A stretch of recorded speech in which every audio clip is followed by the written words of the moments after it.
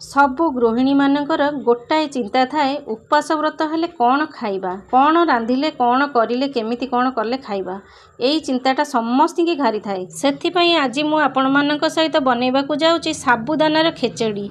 साबुदाना खेचेड़ी एमती बनैकी खाइले बहुत कम समय भी आपण माने करि परिबे, मात्र 5 रु 10 मिनिट भितरे केवल साबुदाना को बतुरेबे तापरे करिवे। नमस्कार दर्शक बंधु, मो हाथ रंधा चैनल को आपण मानक अनेक अनेक स्वागत करुछि। तो चलतु भिडटी आरंभ करवा। एठी देखंतु मु किछि बतुरा जाइथिबा सागु रखिछि। प्रथमे ता सागु को आमे भल भाबरे धोइकी 3 रु 4 घंटा बतुरेई नेइथिलि मु ताकू। ता सहित नेइछि किछि भजा बादाम, जीरा, लूण, करिपत्ता माने भुर्संग पत्र, ता सहित किछि सिझा आलू नेइछि, एठी लेंबू नेइछि, आ कंचा लंका, धनिया पत्र चॉप करिकि नेइछि, कंचा लंका को मध्य चॉप करिकि नेइछि, हळदी गुंड नेइछि। तो एबे चलंतु बनैबा आरंभ करवा। एठी गोटे कड़ाई रे मु टिके तेल गरम करि नेइछि, सेथिरे अल्प टिके जीरा फुटाई नेबा, तापरे सेथिरे किछि कंचा लंका चॉप करि रखितिबा पकाइबा, भुर्संग पत्र पकाइबा, आ जो सिझा जाइथिबा आलू को एमती छोट छोट पीस करि काटि करि पकाइ नेबा। आलूटा पकाइले कोन हबो ना सागुदाना सहित खाइबा को बहुत भल लागिबो। आ सागुदाना गुडी को जो देह को देह लागी जाई थाए सेटा लागिबोनी।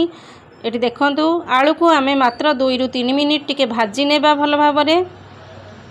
तापरे ए जो बादाम को आमे एठी मु चोपा छड़े की रखिछि, ताकू मु टिके दरदरा करी कुटी नेबी। आपण माने चाहिले ताकू पाउडर मध्य करि परिबे, किंतु मैं एमती टिके खंड खंड रखिछि जेमती पार्टी रे बाजिले बहुत भल टेस्ट आसीबो।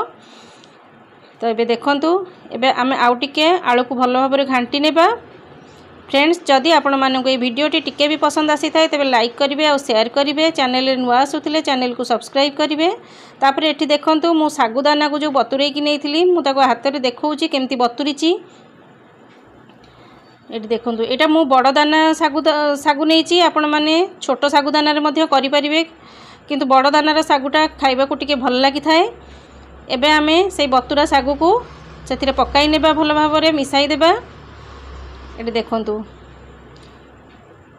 आलू सहित भल भाव मिसाई सारिबा परे आमे सेतिरे लूण पकाई नेबा, स्वाद अनुसार लूण पकाई देबा। तापरे सेतिरे अल्प टिके हळदी गुंड पकाई नेबा।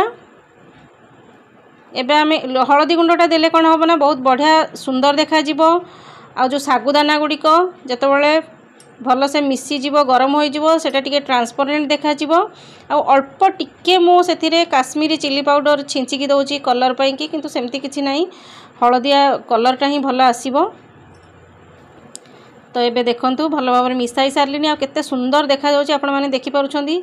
सेथिरे एबे मु फाळे लेंबूर रस को देई दउची, जेहेतु लेंबू रे भल पानी थिला सेति पई की फाळे काफी अछि। सेति पई की जदि छोट लेंबू नौचंती ताले गोटे लेंबू नियंतु, नचेत आपण माने आपण मानकर क्वांटिटी देखिकी पकाई परिबे। अल्प टिके खटा खटा लागिले सागुदानाटा खाइबा को बहुत भल लागि थाए। तापरे एबे जो बादाम को आमे गुंड करिकी रखिथिले ताकू पकाई नेबा, ताकू पकाइकी ताकू भल भाबरे घांटी नेबा। जदि आपण माने बिना पियाज रसुण रे खाइबा को चाहुछंती तो एई भली भाबरे करिवे। आ जदि पियाज दबा को चाहुछंती तो प्रथमे जेमती मु फुटण करथिली सेमती करिवे, केवल पियाजटा को चॉप चॉप करिकी पकाइबे, भल लागिवो। तो एबे हमरो सागुदाना खेचड़ी रेडी होई गेलानी। ऊपर मु टिके धनिया पत्र पकाई नेउची, बहुत बढ़िया फ्लेवर आसीबो। एटी देखि पारुछंती। आ ताको भल भाबरे मु घांटी किरी मिसाई देबी। एई भली भाबरे आपण माने करिकी पिलांकु भी, पिला माने बहुत भल पाइबे एमती खाइबा पई की। आपण माने पिलांकु दियंतु, निजे खांतु। एटी देखंतु हमरो सागुदाना खेचड़ी रेडी हो जाइछि। एबे आमे सर्व करिबा। सागुदाना गुडी को केमती ट्रांसपेरेंट देखा जाउछि आपण माने देखि पारुछंती।